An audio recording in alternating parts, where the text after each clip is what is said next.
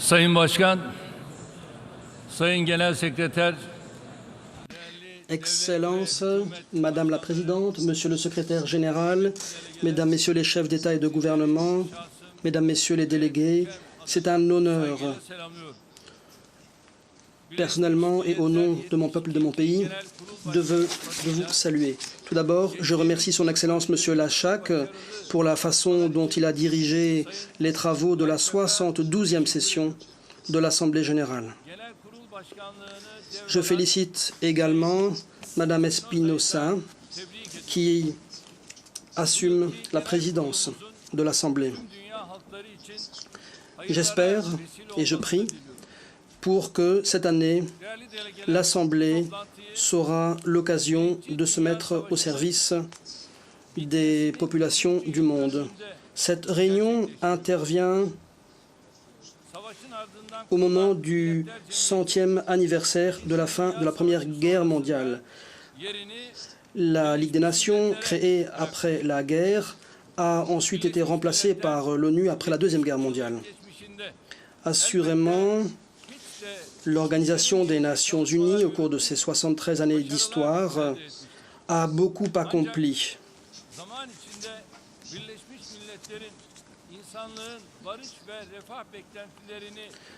Toutefois, dans le même temps, il faut bien le reconnaître, l'organisation n'a pas été à la hauteur des attentes de l'humanité qui aspire à la paix et au bien-être. Le Conseil de sécurité en particulier s'est mis à servir les intérêts de ses 5 membres permanents dotés du droit de veto, tout en restant les bras croisés face à certaines situations d'oppression dans différentes régions du monde. Les massacres en Bosnie, au Rwanda, en Somalie dans le passé, au Myanmar récemment et en Palestine aujourd'hui ont eu lieu sous les yeux du Conseil de sécurité. Ceux qui restent silencieux devant l'oppression que subissent les Palestiniens et ceux qui réduisent l'assistance fournie aux Palestiniens ne font qu'enhardir les oppresseurs. Même si le monde entier en venait à tourner le dos aux Palestiniens opprimés, nous, la Turquie, nous continuerions à prendre le parti des Palestiniens en protégeant le statut juridique et historique de notre première Qibla, Jérusalem. Malheureusement, en bien des endroits, nous assistons à nouveau à des scènes de nettoyage ethnique et de massacres. De même, dans différents domaines, éducation, alimentation, culture,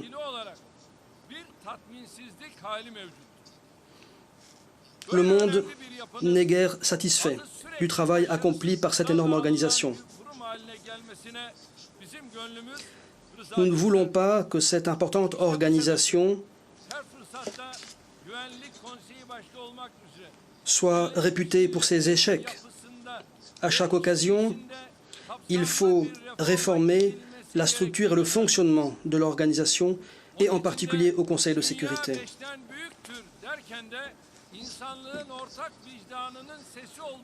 Le monde est plus grand que 5 pays. Ce disant, nous nous faisons la voix de toute la conscience de l'humanité. Le monde n'est plus celui de la Deuxième Guerre mondiale.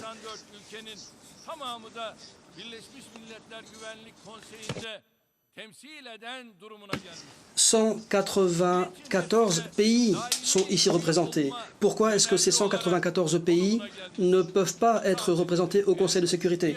Pourquoi ne pourraient-ils pas siéger à titre permanent sur la base du principe d'une rotation au Conseil de sécurité? Il y a la possibilité d'être membre du Conseil de sécurité, mais uniquement de façon temporaire. Si la réforme de l'organisation se limite aux questions budgétaires, cela ne satisfera personne et nous ne pourrons pas trouver de solution aux problèmes existants. Cette organisation essentielle pour l'avenir du monde doit être plus efficace, et ce dans différents domaines essentiels. les questions sociales, le développement, la sécurité. De nombreuses réformes sont nécessaires.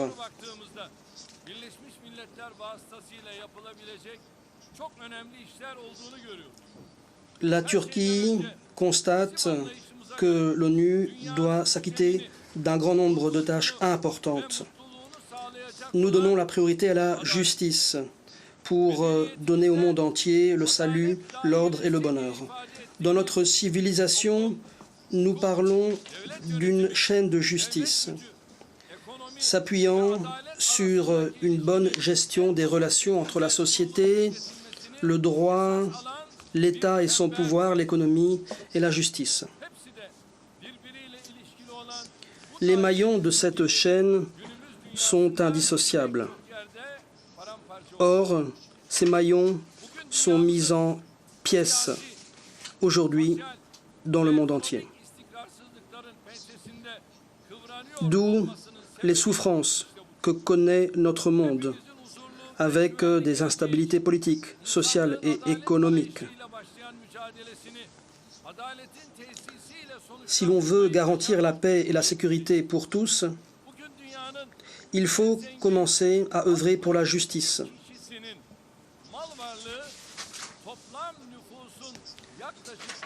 Aujourd'hui, les 62 personnes les plus riches du monde équivalent aux avoirs de la moitié de la population mondiale, à savoir 3,6 milliards de personnes. Cela montre qu'il y a un problème. 821 millions de personnes se couchent chaque soir avec la faim au ventre, tandis que 672 millions de personnes souffrent d'obésité. Il y a donc un problème. Il y a un problème lorsque 258 millions de personnes dans le monde entier prennent la route à la recherche de meilleures conditions de vie. Il y a un problème lorsque 68 millions de personnes sont déplacées de force. Il y a un problème lorsque le risque de mort précoce pour un nourrisson né en Afrique est 9 fois plus élevé à celui auquel est confronté un nourrisson né dans cette ville. Rumi, depuis la ville de Konya, au cœur de l'Anatolie, voulant éclairer toutes les âmes du monde, a dit que la justice, c'était de donner à chacun ce à quoi il a droit. Mettons en place un système mondial permettant de protéger les victimes, d'aider les affamés, les sans-abri, pour donner espoir aux générations futures.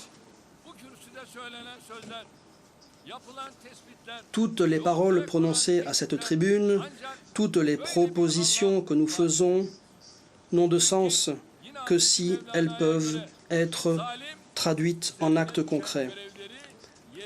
Encore une fois, selon le philosophe Rumi, l'oppresseur, c'est celui qui n'honore pas ses devoirs envers l'humanité.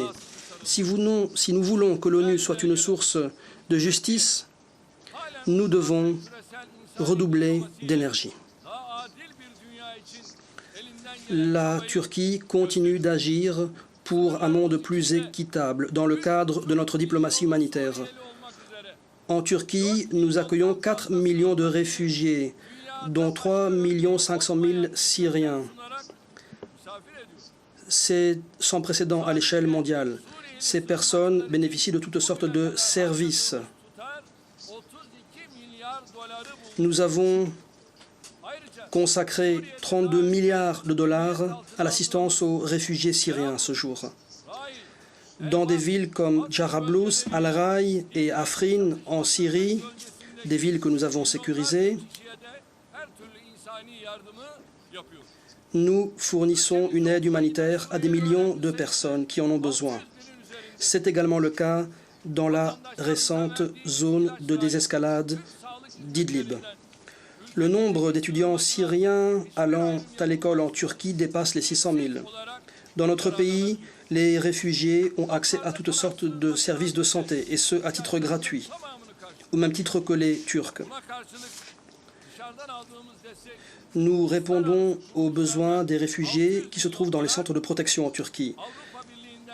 Or, à ce jour, nous n'avons reçu que 600 millions de dollars des organisations internationales et seulement 1,7 milliard d'euros de la part de l'Union européenne. Ces fonds ne sont pas injectés dans le budget turc, mais sont alloués aux ONG qui travaillent pour les réfugiés.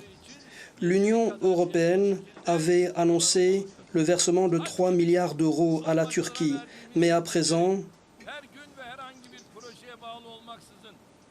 des conditions ont été imposées en fonction des différents projets.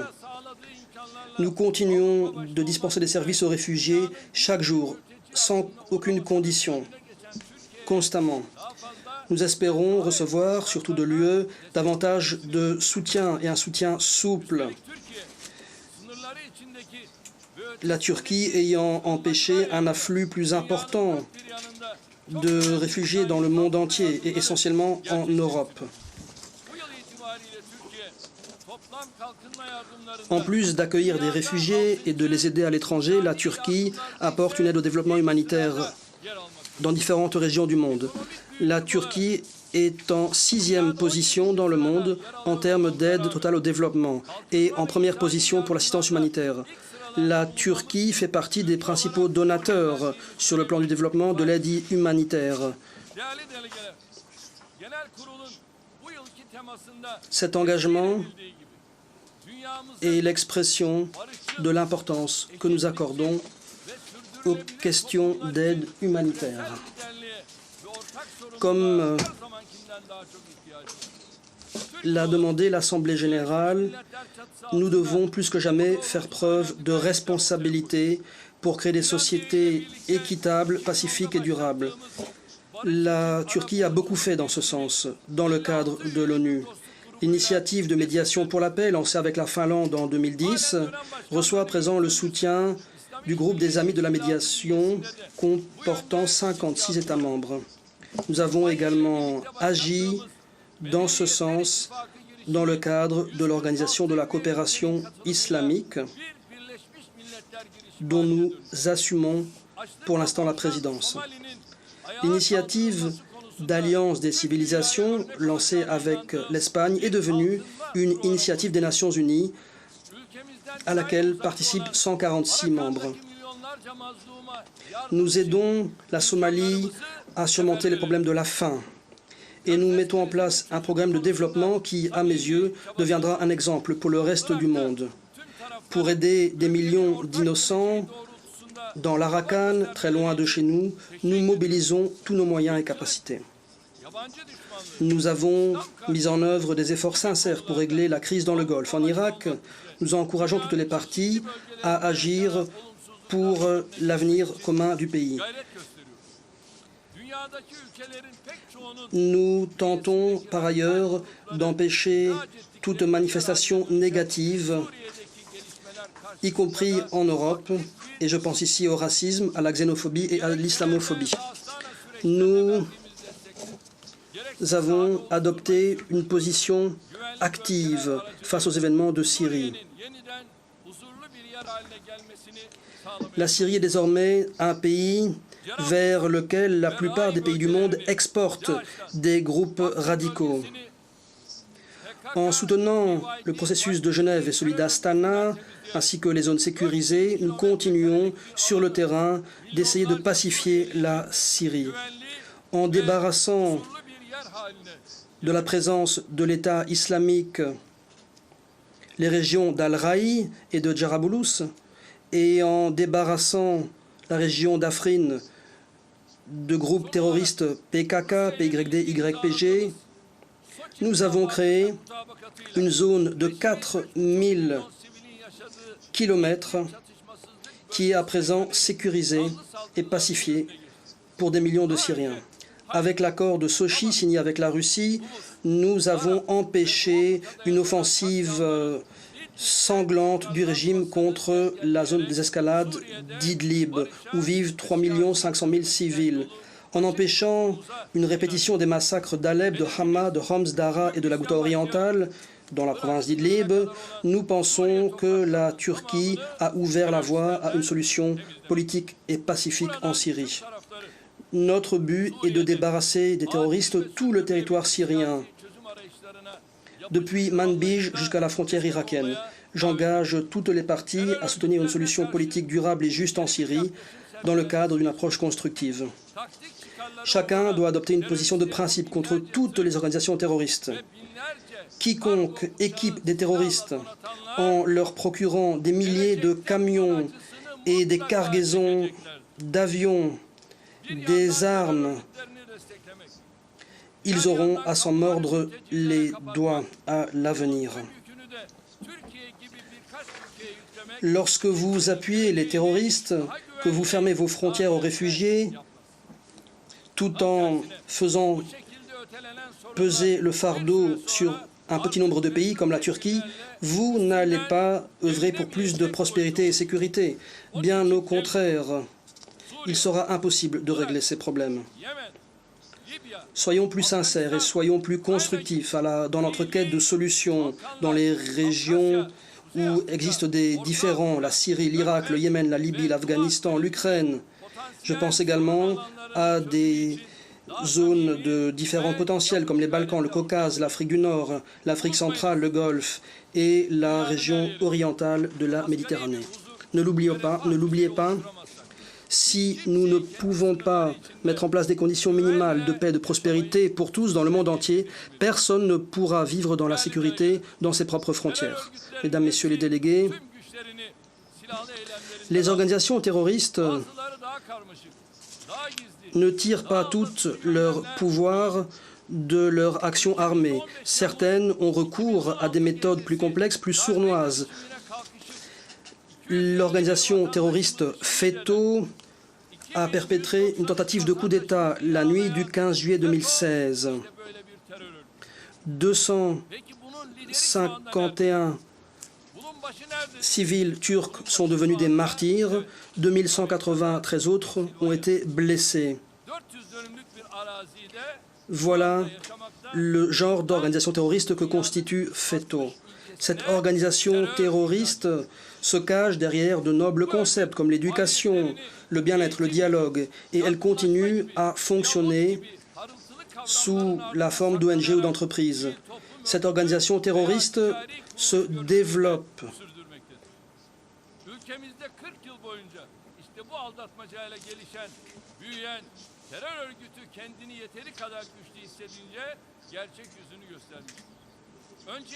Et ce, grâce à ces tactiques traîtresses, et ce depuis 40 ans. Cette organisation a montré son vrai visage lorsque elle s'est sentie en mesure de réaliser un coup d'État. Plusieurs tentatives ont d'ailleurs eu lieu. D'abord avec une infiltration de la police et de l'appareil judiciaire, et ensuite dans les forces armées. Cette organisation a acquis une puissance économique au fil du temps. Elle a tenté de contrôler la vie politique, la société et l'État lui-même. Mais grâce au soutien de notre peuple et grâce à notre lutte déterminée contre le groupe FETO, ces 5 dernières années, nous avons pu éliminer, pour le plus gros, cette organisation terroriste dans notre pays. Nous constatons à présent que ce groupe se livre à des activités terroristes similaires dans le monde entier. Nous lançons un appel à nos pays amis. Nous demandons l'extradition des terroristes qui se cachent dans ces pays. Or, certains de nos amis refusent d'extrader ces terroristes. Mais au bout du compte, le prix à payer sera très lourd. Le groupe terroriste FETO aux États-Unis génère entre 700 et 800 millions de dollars de bénéfices dans le cadre des écoles privées situées dans différents États du pays. Ce chiffre n'inclut pas les recettes découlant des activités d'organismes commerciaux se livrant au blanchiment d'argent, ni d'autres structures poursuivant des visées secrètes et se présentant comme des ONG. J'invite tous les amis de la Turquie dans le monde entier à redoubler d'efforts pour lutter contre la présence de ce groupe terroriste du FETÖ dans vos pays respectifs. Nous sommes solidaires contre différents groupes terroristes armés contre des régimes sanguinaires. Eh bien, cette même solidarité est de mise contre ce groupe insidieux. Nous sommes prêts à vous communiquer toute information complémentaire sur ce point, y compris avec les pays qui veulent coopérer de plus près avec nous. Les guerres commerciales, au fil de l'histoire, ont nui à l'humanité. Et aujourd'hui, nous sommes au bord d'une nouvelle guerre commerciale.